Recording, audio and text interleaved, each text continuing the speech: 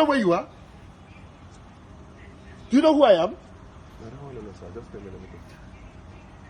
So you think I will give you my money with the way you have spoken to me? I did a job for you and you have to pay it, sir. You will not see any. You will not see penny from me. With this level of disrespect, you're very stupid. Very, very stupid. Madam, who is this stupid boy that you sent to this my house? Who is this foolish boy that you sent to my house? How can this stupid idiot come to my house and tell me that I'm supposed to come and meet him in his car and pick up snail that I'm buying from you?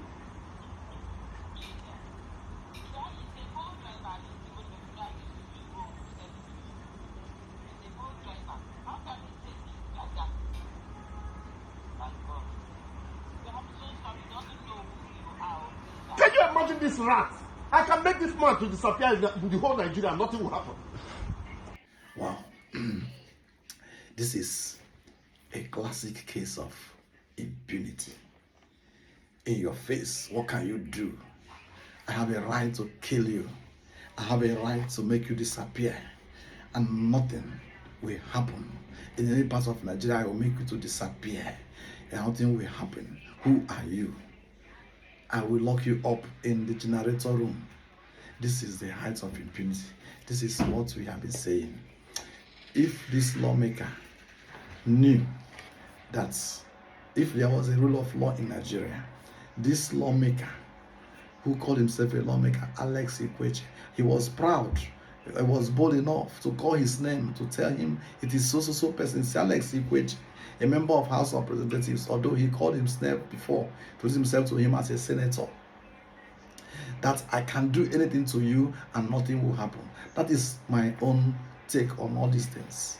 The rate of impunity in Nigeria, what can you do? Because they first of all ask you, who are you?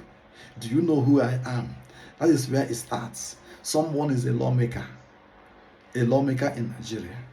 We have elected you to make laws for the good governance of Nigeria, and here you are lampooning, trying to injure a fellow Nigerian whom you describe as poor. Then, because you see him as poor, you want to beat him, you want to slap him, you want to make him inhuman, you want to treat him as a person below you. My people, this is all we have been saying. Nigeria should institutionalize rule of law. If there is rule of law, people like Ikwechegh will think twice before they do things. They will think of the consequence of their action before they look at any Nigerian and want to oppress that person. For example, he was boasting and saying that you can tell the IG of police, for someone in his position to say that I can do whatever I want to do. You can even tell the authorities, you can even go to police and report. He said nothing will happen to him because he knows the system in the country. That the more powerful you are, the more entrenched you are in the system, the more likelihood of of anybody you want to deal with that you're gonna go scot-free. Nothing will happen to you. My people, this is not the Nigeria we fought for. This is not the Nigeria we all clamored that first of all that promised us hope, that promised us a country that is a banner without stem. These people have stained that banner. That banner is it's been stained by blood. It's been stained by impunity. This is not Nigeria we all crave to have. And this is not the democracy we all fought for. And many people died because of this democracy that some few people are benefiting from. And then want to take the others out of the surface of the earth because they demand their rights. What is wrong in somebody, a delivery driver who you say is poor, asking you to come and take your goods and pay me your money, let me go? Is that enough for you to lose your head? Does your being a lawmaker enter your head to the extent that you cannot differentiate between good and bad, between being oppressive and and your own rights and the rights of the driver. No matter how, there is always dignity in labor. He's an able driver. Everybody cannot be a lawmaker. Yes, everybody cannot be a lawmaker. In fact, he is more honorable. He is more honorable because he is working. What people are doing at National Assembly, you get elected and you take it as a job. It is not supposed to be a permanent job where you retire, or you fail, or you don't want to retire again because you get to power. Let me tell you, in a country ruled by law, this is not, it happens sometimes, but when it happens, authorities react. For example, around the same time this happened, here in United Kingdom, in UK here, a member of parliament who belonged to the Labour Party, the ruling party in UK today, in UK parliament, his name is Mike Amesbury. He was caught on video, just like this one was caught on video. He was caught on video hitting a member of the public, hitting maybe a member of his constituency. He hit him, punching him in the streets. What happened? The Labour Party did not waste time. The governing party in UK did not waste time in suspending him from parliament. He was suspended, police arrested him, took his statement, and the matter is being investigated. First of all, what did I say? The party, the ruling party, Labour Party, of which Keir Starmer is the Prime Minister today, is the leader and Prime Minister of UK today, suspended a lawmaker, a parliamentarian, MP, suspended him, and the police are on it. In this, even while it's being where the invasion is going on, he will not enter into the parliament again until everything is over. Not long ago, some years back, less than maybe about 10 years ago, a member of parliament, also Andrew Mitchell in United Kingdom here, he called some policemen plebeians. You know what happened? Since today, has never recovered. He left the parliament. He was removed. He was suspended. In fact, expelled from the party. And since then, he has not recovered. Talk less of coming back to the parliament. So, it is in the interest of Nigerians and in the interest of our democracy that things like this are not swept under the carpet. My fear is that this man, this boat driver, who received this assault, who was assaulted by this lawmaker, who thinks he's all and all, he's asking you, do you know who I am? Who are you? What do you think? Because it's only in Nigeria people boast because of their power, because of their position. You boast because you are this. You are nobody. You are nobody. It's only in Nigeria you say you claim to be something. If there is rule of law, where the law takes its course, it will not last there. Not only that the law enforcement will come against you, you will lose your seat. You will lose your seat because you have infringed on the rights of a Nigerian, a bona fide Nigerian.